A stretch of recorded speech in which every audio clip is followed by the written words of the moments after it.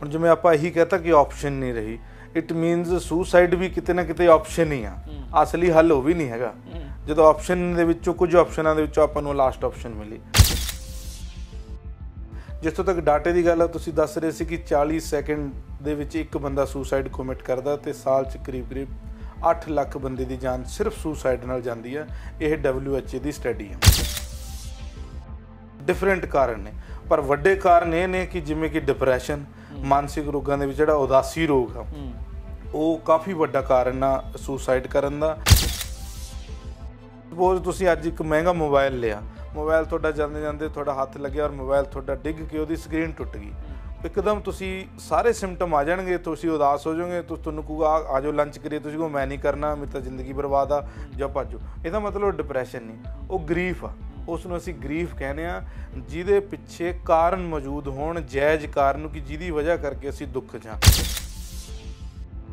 ਸਤਿ ਸ਼੍ਰੀ ਅਕਾਲ ਜੀ, ਮੈਂ ਹਾਂ ਰਣਬੀਰ ਸਿੰਘ ਰਾਣਾ ਤੇ ਅੱਜ ਵਰਲਡ ਸੁਸਾਈਡ ਪ੍ਰੀਵੈਂਸ਼ਨ ਡੇ ਹੈ। ਦੁਨੀਆ ਭਰ ਦੇ ਵਿੱਚ ਇਸ ਦਿਨ ਨੂੰ ਮਨਾਇਆ ਜਾਂਦਾ ਹੈ। WHO ਦੇ ਵੱਲੋਂ 2003 ਦੇ ਵਿੱਚ ਇਸ ਦਿਨ ਦੀ ਸ਼ੁਰੂਆਤ ਕੀਤੀ ਗਈ ਸੀ ਅਤੇ ਹਰ 40 ਸੈਕਿੰਡ ਬਾਅਦ ਇੱਕ ਸੁਸਾਈਡ ਹੁੰਦੀ ਹੈ ਦੁਨੀਆ ਭਰ ਦੇ ਵਿੱਚ ਅਤੇ 8 ਲੱਖ ਸੁਸਾਈਡਸ ਹੋ ਜਾਂਦੀਆਂ ਨੇ। ਵੱਡੀ ਗੱਲ ਇਹ ਹੈ ਕਿ ਇਸ ਰੁਝਾਨ ਨੂੰ ਰੋਕਣ ਦੇ ਲਈ ਇਸ ਵਾਰ ਦਾ ਥੀਮ ਹੈ ਕੋਲੈਬੋਰੇਸ਼ਨ, ਕਿ ਅਸੀਂ ਸਾਰੇ ਇਕੱਠੇ ਹੋਈਏ ਅਤੇ ਸੁਸਾਈਡ ਦਾ ਰੁਝਾਨ ਰੋਕਿਆ ਜਾਵੇ। ਇਸੇ ਵਿਸ਼ੇ ਤੇ ਗੱਲਬਾਤ ਕਰਨ ਦੇ ਲਈ ਸਾਡੇ ਨਾਲ ਡਾਕਟਰ ਤਰਲੋਚਨ ਸਿੰਘ ਮੌਜੂਦ ਨੇ, ਹੁੰਜਨ ਹਸਪੀਟਲ ਤੋਂ ਸਾਈਕੈਟਰਿਸਟ ਨੇ, ਮਨੋਚਿਕਿਤਸਕ ਨੇ। ਬਹੁਤ ਧੰਨਵਾਦ ਤੁਹਾਡਾ ਡਾਕਟਰ ਤਰਲੋਚਨ ਸਿੰਘ ਜੀ, ਸਵਾਗਤ ਵੀ ਹੈ। ਤੇ ਦਿਨ ਜਿਹੜਾ ਇਹ ਅੱਜ ਦਾ ਬਹੁਤ ਵਿਸ਼ੇਸ਼ ਦਿਨ ਹੈ ਕਿਉਂਕਿ ਜਾਨਾਂ ਜਾ ਰਹੀਆਂ ਨੇ ਤੇ ਰੁਝਾਨ ਵੀ ਵੱਧ ਰਿਹਾ ਹੈਗਾ। ਪਹਿਲਾਂ ਥੋੜਾ ਡਾਟਾ ਕੀ ਕਹਿ ਰਿਹਾ ਹੈ, ਕਿਸ ਤਰ੍ਹਾਂ ਦਾ ਡਾਟਾ ਸਾਹਮਣੇ ਆ ਰਿਹਾ? ਦੇਖੋ, ਜਿਹੜਾ ਅੱਜ ਤੁਸੀਂ ਦੱਸੇ ਆਪ ਕਿ WHO ਨੇ 2003 'ਚ ਇਸ ਦਿਨ ਦੀ ਸ਼ੁਰੂਆਤ ਕੀਤੀ ਸੀ ਜੀ। ਹਰ ਸਾਲ 10 ਸਤੰਬਰ ਨੂੰ ਇਹ ਦਿਨ ਇਸੇ ਉਹਦੇ ਲਈ ਮਨਾਇਆ ਜਾਂਦਾ ਕਿ ਤਾਂ ਕਿ ਜਾਗਰੂਕਤਾ ਫੈਲੇ, ਜਾਗਰੂਕਤਾ ਇਸ ਗੱਲ ਦੀ ਕਿ ਸੁਸਾਈਡ ਨੂੰ ਰੋਕਿਆ ਜਾ ਸਕਦਾ। ਜੀ ਜੀ ਜੀ।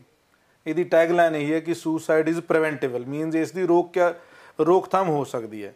ਜਿੱਥੋਂ ਤੱਕ ਡਾਟੇ ਦੀ ਗੱਲ ਆ, ਤੁਸੀਂ ਦੱਸ ਰਹੇ ਸੀ ਕਿ 40 ਸੈਕਿੰਡ ਦੇ ਵਿੱਚ ਇੱਕ ਬੰਦਾ ਸੁਸਾਈਡ ਕਮਿਟ ਕਰਦਾ ਤੇ ਸਾਲ 'ਚ ਕਰੀਬ 8 ਲੱਖ ਬੰਦੇ ਦੀ ਜਾਨ ਸਿਰਫ ਸੁਸਾਈਡ ਨਾਲ ਜਾਂਦੀ ਹੈ। ਇਹ WHO ਦੀ ਸਟੱਡੀ ਹੈ। ਹਿੰਦੁਸਤਾਨ ਦੀ ਸਟੱਡੀਜ਼ ਦੇਖੀਏ ਤਾਂ ਇਹ ਵੀ ਰੁਝਾਨ ਹੈ ਕਿ ਪਿਛਲੇ 10 ਸਾਲਾਂ ਦੇ ਵਿੱਚ ਕਰੀਬ 17% ਸੁਸਾਈਡ ਕਮਿਟ ਕਰਨ ਦੀ ਰੇਸ਼ੋ ਜਿਹੜੀ ਉਹ ਵੱਧ ਗਈ ਹੈ। ਤੇ 2015 ਦਾ ਡਾਟਾ ਮੈਂ ਅੱਜ ਹੀ ਚੈੱਕ ਕਰ ਰਿਹਾ ਸੀ ਕਿ 2015 ਦੇ ਵਿੱਚ ਜਿਹੜਾ ਡੈਥ ਰਿਕਾਰਡਸ ਨੇ, 5 ਲੱਖ ਮੌਤਾਂ 2015 'ਚ ਹੋਈਆਂ, ਜਿਹਦੇ 'ਚ ਸਿਰਫ 1 ਲੱਖ ਮੌਤ ਸਿਰਫ ਔਰ ਸਿਰਫ ਸੁਸਾਈਡ ਨਾਲ ਹੋਈ ਹੈ।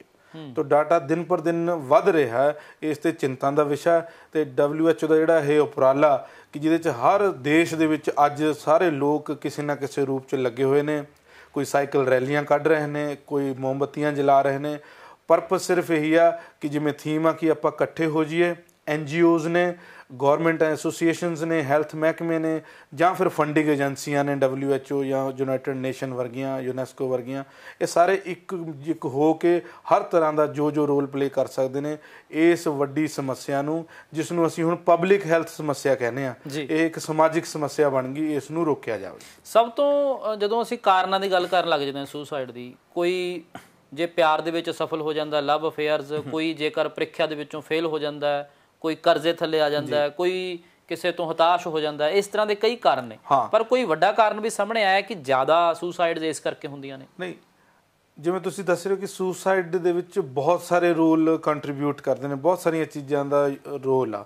ਇੱਕ ਕਾਰਨ ਕਰਕੇ ਸੁਸਾਈਡ ਹਜੇ ਤੱਕ ਡਾਟਾ ਜਾਂ ਰਿਸਰਚਿਸ ਨਹੀਂ ਕਹਿੰਦੀਆਂ, ਡਿਫਰੈਂਟ ਕਾਰਨ ਨੇ। ਪਰ ਵੱਡੇ ਕਾਰਨ ਇਹ ਨੇ ਕਿ ਜਿਵੇਂ ਕਿ ਡਿਪਰੈਸ਼ਨ, ਮਾਨਸਿਕ ਰੋਗਾਂ ਦੇ ਵਿੱਚ ਜਿਹੜਾ ਉਦਾਸੀ ਰੋਗ ਆ, ਉਹ ਕਾਫੀ ਵੱਡਾ ਕਾਰਨ ਆ ਸੁਸਾਈਡ ਕਰਨ ਦਾ। ਜਿਹਦੇ ਵਿੱਚ ਕਿਉਂਕਿ ਡਿਪਰੈਸ਼ਨ ਦੇ ਵਿੱਚ ਬੰਦੇ ਦੀ ਨੈਗੇਟਿਵ ਸੋਚ ਹੋ ਜਾਂਦੀ ਹੈ, ਨਕਾਰਾਤਮਕ ਵਿਚਾਰ, ਜ਼ਿੰਦਗੀ ਅਜੀਬ ਲੱਗਣੀ, ਆਸ ਨਾ ਦਿਖਣੀ, ਇਹ ਇੱਕ ਵੱਡਾ ਕਾਰਨ ਬਣਦਾ।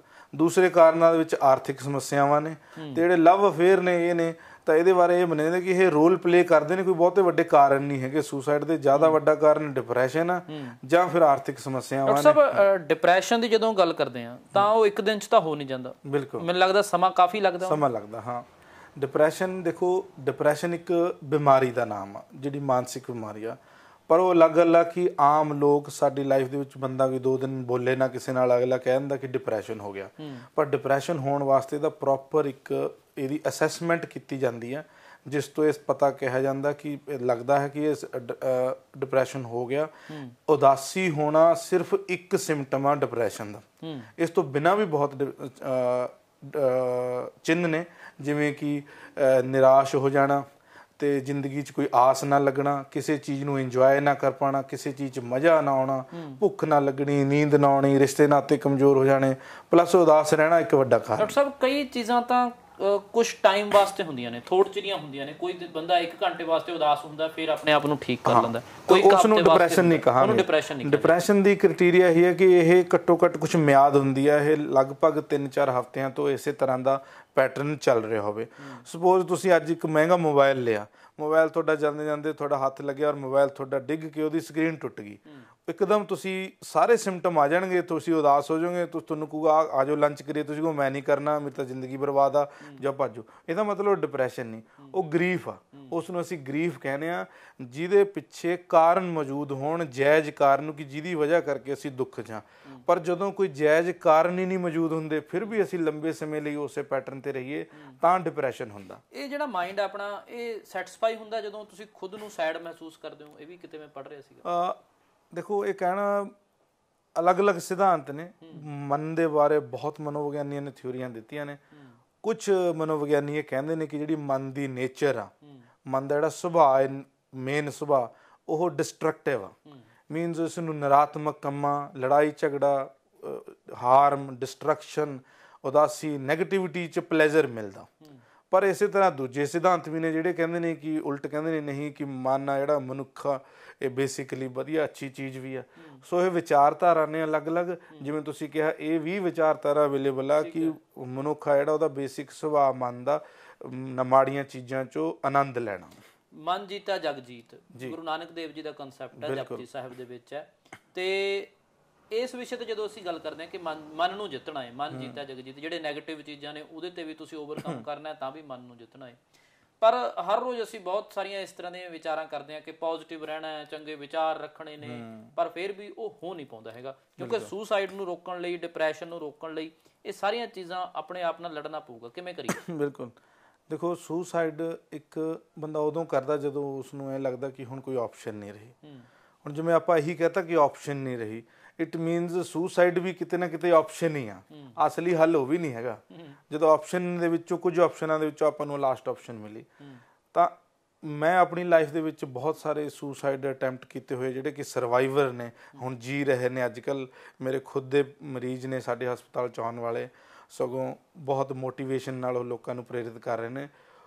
ਮੈਂ ਬਹੁਤ ਸਾਰੇ ਲੋਕਾਂ ਨੂੰ ਦੇਖਿਆ ਵੀ ਇਹੋ ਜਿਹਾ ਕੋਈ ਵੀ ਮਨੁੱਖ ਅੱਜ ਤੱਕ ਮੈਨੂੰ ਮਿਲਿਆ ਨਹੀਂ, ਹਾਲਾਂਕਿ ਮੇਰਾ ਬਹੁਤਾ ਤਜਰਬਾ ਨਹੀਂ, ਪਰ ਫਿਰ ਵੀ 10-12 ਸਾਲਾਂ ਦੇ ਵਿੱਚ ਮੈਨੂੰ ਕੋਈ ਇਹੋ ਜਿਹਾ ਮਨੁੱਖ ਨਹੀਂ ਮਿਲਿਆ ਜਿਹਦੇ ਕੋਲ ਆਪਸ਼ਨ ਨਾ ਹੋਣ। ਪਰ ਉਸ ਟਾਈਮ ਨੈਗੇਟਿਵ ਸੋਚ ਹੋਣ ਕਰਕੇ ਸਾਡਾ ਧਿਆਨ ਜਾਂਦਾ ਹੀ ਨਹੀਂ, ਉਧਰ ਦਿਖ ਨਹੀਂ ਰਿਹਾ, ਇੱਕ ਤਰ੍ਹਾਂ ਦਾ ਬਲੌਕ ਹੋ ਗਿਆ। ਸਾਡੇ ਮਨ ਦੀ ਇਹੋ ਜਿਹੀ ਸਥਿਤੀ ਹੋ ਜਾਂਦੀ ਹੈ ਕਿ ਅਸੀਂ ਸਿਰਫ ਇੱਕ ਪਾਸੜ ਸੋਚਦੇ ਹਾਂ। ਡਾਕਟਰ ਸਾਹਿਬ, ਇੱਥੇ ਮੈਂ ਇੱਕ ਗੱਲ ਕਹਿਣੀ ਚਾਹੁੰਦਾ, ਕਈ ਵਾਰੀ ਅਸੀਂ ਇਹ ਦੇਖਦੇ ਹਾਂ ਕਿ ਜਦੋਂ ਕੋਈ ਬੰਦਾ ਸੁਸਾਈਡ ਕਮਿਟ ਕਰ ਲੈਂਦਾ, ਜਦੋਂ ਬਾਅਦ ਵਿੱਚ ਉਹਦੇ ਦੋਸਤ ਮਿੱਤਰ, ਉਹਦੇ ਰਿਸ਼ਤੇਦਾਰ ਗੱਲਾਂ ਕਰ ਰਹੇ ਹੁੰਦੇ ਨੇ, ਤਾਂ ਉਹ ਕਹਿ ਦਿੰਦੇ ਹੁੰਦੇ ਨੇ ਕਿ ਜੇ ਸ਼ਾਇਦ ਇਹ ਗੱਲ ਸਾਨੂੰ ਦੱਸ ਦਿੰਦਾ ਤੇ ਆਹ ਤਾਂ ਕੋਈ ਗੱਲ ਹੀ ਨਹੀਂ ਸੀ। ਬਿਲਕੁਲ, ਵੀ ਆਹ ਤਾਂ ਕੋਈ ਗੱਲ ਹੀ ਨਹੀਂ ਸੀ ਜਿਹਦੇ ਪਿੱਛੇ ਇਹਨੇ ਜਾਨ ਦੇ ਦਿੱਤੀ। ਦੇਖੋ, ਪਿਛਲੇ ਕੁਝ ਸਾਲਾਂ ਤੋਂ ਅਸੀਂ ਇੱਕ ਸਲੋਗਨ ਚਲਾ ਰਹੇ ਹਾਂ, ਸਾਡੇ ਲੁਧਿਆਣੇ ਦੇ ਕਾਫੀ ਲੋਕ ਉਹਦੇ 'ਚ ਜੁੜੇ ਹੋਏ ਨੇ, ਐਗਰੀਕਲਚਰ ਯੂਨੀਵਰਸਿਟੀ ਤੋਂ ਵੀ ਲੋਕ ਨੇ, ਜਿਹੜੇ ਇਹਨਾਂ ਨੇ ਇੱਕ ਸਲੋਗਨ ਬਣਾਇਆ, ਕਰੋਗੇ ਗੱਲ ਮਿਲੂਗਾ ਖੱਲ। ਔਰ ਇਹ ਜਦੋਂ ਸਲੋਗਨ ਬਣਾਇਆ ਯੂਨੀਵਰਸਿਟੀ ਵਾਲਿਆਂ ਨੇ, ਮੈਂ ਵੀ ਉਹਨਾਂ ਨਾਲ ਡਿਸਕਸ਼ਨ 'ਚ ਸ਼ਾਮਿਲ ਹੋਇਆ ਜਦੋਂ, ਔਰ ਇਹ ਮੈਨੂੰ ਵਾਕਈ ਇਹ ਐਜ਼ ਏ ਮਨੋਵਿਗਿਆਨਿਕ ਤੌਰ 'ਤੇ ਮੈਨੂੰ ਤਜਰਬਾ ਲਿਖਿਆ ਵੀ ਇਹ ਅਸਲੀ ਕਰਕਸ ਆ ਇਹ ਗੱਲ ਦਾ, ਔਰ ਇਹ ਸੱਚੀ ਆ। ਉਦੋਂ ਗੱਲ ਕਿਉਂ ਨਹੀਂ ਕਰਦਾ ਉਦੋਂ, ਕਿਉਂਕਿ ਆਪਣੇ ਸਮਾਜ ਦੇ ਵਿੱਚ ਇਹੋ ਜਿਹੀਆਂ ਗੱਲਾਂ ਨੇ ਕਿ ਜਿਵੇਂ ਕਿ ਸੁਸਾਈਡ, ਡਿਪਰੈਸ਼ਨ, ਸ਼ਾਇਦ ਇਹ ਕੋਈ ਸ਼ਰਮ ਵਾਲੀਆਂ ਗੱਲਾਂ ਨੇ, ਇਹਦੇ ਨਾਲ ਲੋਕੀ ਝਿਜਕ ਮਹਿਸੂਸ ਕਰਦੇ ਨੇ, ਜਦ ਕਿ ਇਹੋ ਜਿਹੀ ਕੋਈ ਗੱਲ ਨਹੀਂ। ਇਹ ਆਮ ਸਰੀਰਕ ਬਿਮਾਰੀਆਂ ਵਾਂਗੂ ਇੱਕ ਬਿਮਾਰੀ ਆ। ਇਸ ਕਰਕੇ ਲੋਕੀ ਜਦੋਂ ਗੱਲ ਨਹੀਂ ਕਰਦੇ, ਇਸੇ ਕਰਕੇ ਉਹ ਆਪਣੇ ਆਪ ਇਹੋ ਜਿਹੇ ਰਸਤੇ ਚੁਣਦੇ ਨੇ, ਔਰ ਬਿਲਕੁਲ ਗੱਲ ਕਰਨ ਨਾਲ 100% ਹੱਲ ਹੁੰਦਾ। ਗੱਲ ਚਲੋ ਠੀਕ ਹੈ ਕਿ ਕਰਨੀ ਚਾਹੀਦੀ ਹੈ, ਦੋਸਤਾਂ ਨਾਲ, ਪਰਿਵਾਰਿਕ ਮੈਂਬਰਾਂ ਨਾਲ, ਜਾਂ ਜਿਹੜਾ ਵੀ ਕੋਈ ਨੇੜਲਾ ਹੋਵੇ, ਨਜ਼ਦੀਕੀ ਹੋਵੇ, ਜਿਹੜਾ ਗੱਲ ਸੁਣਦਾ ਹੋਵੇ। ਬਿਲਕੁਲ, ਮੈਨੂੰ ਇਹ ਵੀ ਲੱਗਦਾ ਡਾਕਟਰ ਸਾਹਿਬ, ਤੁਸੀਂ ਜ਼ਿਆਦਾ ਵਧੀਆ ਦੱਸ ਸਕਦੇ ਹੋ ਕਿ ਸ਼ਾਇਦ ਜੇ ਕੋਈ ਨਾ ਹੋਵੇ, ਜੇ ਖੁਦ ਨਾਲ ਵੀ ਗੱਲ ਕਰ ਲਵੇ ਬੰਦਾ ਬੋਲ ਕੇ, ਸ਼ਾਇਦ ਤਾਂ ਵੀ ਕੋਈ ਨਾ ਕੋਈ ਹੱਲ ਨਿਕਲਦਾ।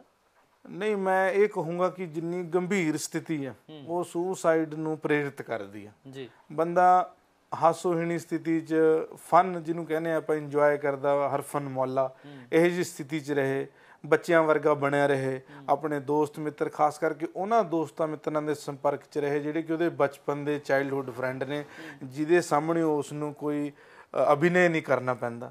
ਕਿਉਂਕਿ ਅੱਜ ਕੱਲ੍ਹ ਦੇ ਕੰਮਕਾਰਾਂ ਦੇ ਔਰ ਬਿਜ਼ਨਸ ਦੇ ਫਰੈਂਡ ਨੇ ਜਿਹੜੇ, ਉਹਨਾਂ ਨੂੰ ਅਸੀਂ ਆਪਣਾ ਅਸਲੀ ਰੂਪ ਦਿਖਾ ਹੀ ਨਹੀਂ ਸਕਦੇ, ਕੁਛ ਨਾ ਕੁਛ ਬਣ ਕੇ ਜਾਣਾ ਪੈਂਦਾ, ਜਾਂ ਡਾਕਟਰ ਬਣ ਕੇ ਜਾਣਾ ਪੈ ਰਿਹਾ, ਜਾਂ ਪੱਤਰਕਾਰ ਬਣ ਕੇ ਜਾ ਰਿਹਾ। ਜਿਹੜਾ ਅਸਲੀ ਰਣਵੀਰ, ਉਹ ਪਿੰਡ ਵਾਲਾ ਰਣਵੀਰ, ਉਹੋ ਜਿਹੇ ਦੋਸਤਾਂ ਨਾਲ ਜਿੱਥੇ ਅਸੀਂ ਮਸਤੀ ਕਰ ਸਕੀਏ, ਉਹਨਾਂ ਨਾਲ ਸੰਪਰਕ ਸਾਨੂੰ ਰੱਖਣਾ ਚਾਹੀਦਾ। ਭਲੇ ਹੀ ਅਸੀਂ ਜਿਹੋ ਜਿਹੇ ਮਰਜ਼ੀ ਬਿਜ਼ਨਸ ਦੇ ਵਿੱਚ ਜਾ ਕੇ ਅੱਗੇ ਫਾਰਮਲ ਸੈਟਿੰਗ ਦੇ ਵਿੱਚ ਹੈਗੇ ਆ, ਪਰ ਆਪਣੇ ਬਚਪਨ ਦੇ ਪੁਰਾਣੇ ਦੋਸਤਾਂ ਨਾਲ ਤੇ ਪਰਿਵਾਰ ਦੇ ਮੈਂਬਰਾਂ ਨਾਲ ਸੰਪਰਕ 'ਚ ਰਹੋ। ਉਸ ਨਾਲ ਸਾਨੂੰ ਥੋੜੀ ਜਿਹੀ ਇਸ ਚੀਜ਼ ਨੂੰ ਰੋਕਿਆ ਜਾ ਸਕਦਾ। ਡਾਕਟਰ ਸਾਹਿਬ, ਕੋਈ ਵਿਅਕਤੀ ਤਾਂ 1 ਲੱਖ ਦੇ ਕਰਜ਼ੇ ਪਿੱਛੇ ਖੁਦਕੁਸ਼ੀ ਕਰ ਲੈਂਦਾ ਜੀ, ਤੇ ਕੋਈ 10,000 ਕਰੋੜ ਦਾ ਵੀ ਹੋਵੇ ਤਾਂ ਵੀ ਵਿਦੇਸ਼ ਭੱਜ ਜਾਂਦਾ ਹੈ ਨਾ। ਹਾਂ ਬਿਲਕੁਲ, ਤੇ ਉਹ ਨਹੀਂ ਖੁਦਕੁਸ਼ੀ ਕਰਦਾ।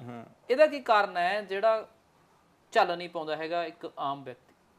ਉਹ ਦੇਖੋ, ਮੈਂ ਤੁਹਾਨੂੰ ਦੱਸ ਰਿਹਾ ਕਿ ਜਦੋਂ ਬੰਦੇ ਨੂੰ ਇਹ ਲੱਗਦਾ ਕਿ ਕੋਈ ਰਾਸਤਾ ਨਹੀਂ ਰਿਹਾ, ਕੋਈ ਆਪਸ਼ਨ ਨਹੀਂ ਰਹੀ, ਔਰ ਆਪਾਂ ਪਹਿਲਾਂ ਹੀ ਗੱਲ ਕਰ ਚੁੱਕੇ ਹਾਂ ਵੀ ਲੱਗਦਾ ਉਦੋਂ ਹੀ ਹੈ ਜਦੋਂ ਉਹਦਾ ਮਨ ਇੱਕ ਜਗ੍ਹਾ ਤੇ ਬਲੌਕ ਹੋ ਗਿਆ। ਬਲੌਕ ਇਸੇ ਕਰਕੇ ਹੋਇਆ ਕਿਉਂਕਿ ਉਹ ਆਪਣੀ ਨਿੱਜੀ ਸੋਚ ਨਾਲ ਸੋਚ ਰਿਹਾ। ਜੇ ਉਹ ਕਿਸੇ ਦੀ ਹੈਲਪ ਲਊਗਾ ਤਾਂ ਗੱਲਾਂ ਬਾਤਾਂ ਦੇ ਵਿੱਚ ਹੀ ਹੋ ਸਕਦਾ 4 ਰਸਤੇ ਨਿਕਲੇ ਆਉਣ। ਜਦੋਂ ਉਸ ਨੂੰ ਇਹ ਲੱਗਦਾ ਕਿ ਹੱਲ ਨਹੀਂ ਹੈਗਾ ਹੁਣ, ਤਾਂ ਉਸ ਕਰਕੇ ਉਹ 10,000 ਕੀ ਕਿਸੇ ਵੀ ਕਾਰਨ ਕਰਕੇ ਸੁਸਾਈਡ ਕਰ ਸਕਦਾ। ਔਰ ਜੋ ਰਿਸਰਚਿਸ ਕਹਿੰਦੀਆਂ ਨੇ ਕਿ ਜਿਸ ਟਾਈਮ ਬੰਦਾ ਇਹੋ ਜਿਹੀ ਐਕਸ਼ਨ, ਗੰਭੀਰ ਐਕਸ਼ਨ ਚੱਕਦਾ, ਜਿਸ ਕਾਰਨ ਕਰਕੇ ਚੱਕਦਾ, ਉਹ ਕਾਰਨ ਅਸਲ ਕਾਰਨ ਬਹੁਤੀ ਵਾਰ ਹੁੰਦਾ ਹੀ ਨਹੀਂ, ਉਹ ਸਿਰਫ ਟ੍ਰਿਗਰ ਹੁੰਦਾ। ਜਿਵੇਂ ਇਹ ਕਹਿ ਲਓ ਕਿ ਕੋਈ ਰਫਲ ਆ, ਬੰਦੂਕ ਆ, ਉਹਦੇ ਵਿੱਚ ਬਰੂਦ ਪਹਿਲਾਂ ਦਾ ਹੀ ਭਰਿਆ ਹੋਇਆ ਸੀ, ਸਿਰਫ ਪਰ ਗੋਲੀ ਚਲਾਉਣ ਦਾ ਕੰਮ ਘੋੜੇ ਨੇ ਕੀਤਾ, ਟ੍ਰਿਗਰ ਨੇ ਕੀਤਾ। ਤਾਂ ਜੋ ਛੋਟੀਆਂ ਮੋਟੀਆਂ ਘਟਨਾਵਾਂ ਨੇ, 10,000 ਦਾ ਕਰਜ਼ਾ ਜਾਂ ਕਿਸੇ ਨਾਲ ਥੋੜੀ ਬਹੁਤੀ ਖੁੰਦਕ ਦੀ ਲੜਾਈ ਜਾਂ ਕਿਸੇ ਐਗਜ਼ਾਮ 'ਚੋਂ ਫੇਲ ਹੋਣਾ, ਇਹ ਟ੍ਰਿਗਰ ਨੇ। ਅਸਲ ਵਿੱਚ ਪਿਛਲੀ ਜੇ ਸਟੱਡੀ ਕਰੀਏ, ਉਹਨਾਂ ਦੀ ਕੇਸ ਹਿਸਟਰੀ ਲਈਏ, ਤਾਂ ਹੋ ਸਕਦਾ ਦੇਖੀਏ ਵੀ ਉਹ ਕਈ ਸਾਲਾਂ ਤੋਂ ਨਕਾਰਾਤਮਕ ਸੋਚ ਦੇ ਸ਼ਿਕਾਰ ਸੀ, ਸ਼ੇਅਰ ਨਹੀਂ ਕਰ ਰਹੇ ਸੀ, ਪਰ ਅੱਜ ਉਹ ਇੱਥੇ ਤੱਕ ਪਹੁੰਚ ਗਈ ਗੱਲ ਕਿਉਂਕਿ ਉਹ ਛੋਟੀ ਘਟਨਾ ਵੀ ਇੱਕ ਬਹਾਨਾ ਦਾ। ਬਹੁਤ ਸਾਰੇ ਲੋਕ ਅੱਜ ਕੱਲ ਇਕੱਲੇ ਰਹਿੰਦੇ ਨੇ ਤੇ ਉਹਨਾਂ ਨੂੰ ਜ਼ਿਆਦਾ ਖਦਸ਼ਾ ਹੁੰਦਾ ਹੈ ਡਿਪਰੈਸ਼ਨ ਦਾ, ਉਹ ਜਾਣ ਦਾ। ਦੇਖੋ, ਐਕਸਪਰਟਸ ਦਾ ਹੀ ਵਿਊ ਹੈ, ਥਿਊਰੀਜ਼ ਤੇ ਰਿਸਰਚਿਸ, ਮੇਰਾ ਆਪਣਾ ਨਿੱਜੀ ਤਜਰਬਾ ਵੀ ਹੈ ਕਿ ਜਿੰਨੇ ਲੋਕਾਂ ਦੇ ਰਿਸ਼ਤੇ ਨਾਤੇ ਜ਼ਿਆਦਾ ਨੇ, ਦੋਸਤ ਮਿੱਤਰ ਜ਼ਿਆਦਾ ਨੇ, ਅਟੈਚਮੈਂਟਸ, ਰਿਸ਼ਤੇ ਨਾਤਿਆਂ ਦਾ ਭਾਵ ਅਟੈਚਮੈਂਟਸ, ਉਹ ਬੰਦੇ ਇਸ ਚੀਜ਼ ਬਾਰੇ ਜੇ ਸੋਚਦੇ ਵੀ ਨੇ ਤਾਂ ਕਦੇ ਇਹੋ ਜਿਹਾ ਐਕਸ਼ਨ ਨਹੀਂ ਕਰਦੇ। ਜੇ ਕਰਦੇ ਨੇ ਤਾਂ ਉਹ ਵਾਰ-ਵਾਰ ਇਹ ਸੋਚਦੇ ਨੇ ਵੀ ਯਾਰ ਮੇਰੇ ਬੱਚੇ, ਮੇਰਾ ਦੋਸਤ, ਮੇਰੀ ਮਾਂ, ਮੇਰੀ ਪਤਨੀ, ਮੇਰੀ ਦੋਸਤ, ਇਹੋ ਜਿਹੀਆਂ ਚੀਜ਼ਾਂ ਸੋਚਦੇ ਨੇ।